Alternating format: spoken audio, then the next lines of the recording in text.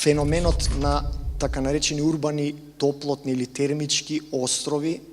Скопје е типичен пример, целиот град, дека станува едно термичко острово, топлотно острово, многу делови кои што се без зеленило, кои што би биле сосема различни.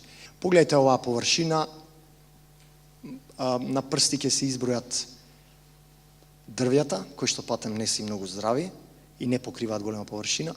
Сето останато во лето, особено во скопско лето, генерира топлина, која што се разликува во некој случај и до 15 степени на ниво на површина, разликата во 20 метра, онаму каде што е сенка под зеленило и на асфалт, а во воздухот неколку степени разлика само на таа мало кратко растојание. За жал, нешто што беше зелено, денес е типично термичко топлотно острово, центарот на Скопје, со познатиот восководец. Еве едни фотки кои што секојдневно ги гледаме, огромни површини.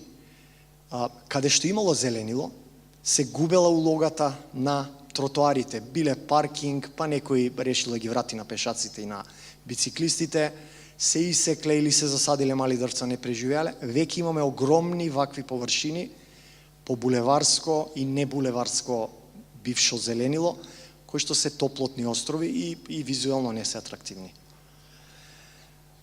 И повторно, плоштадот, типично место кај што нема да видите тревка веќе, а беше релативно зелен. Ако ништо друго, ако не директно, тогаш во околината каде што се големите објекти.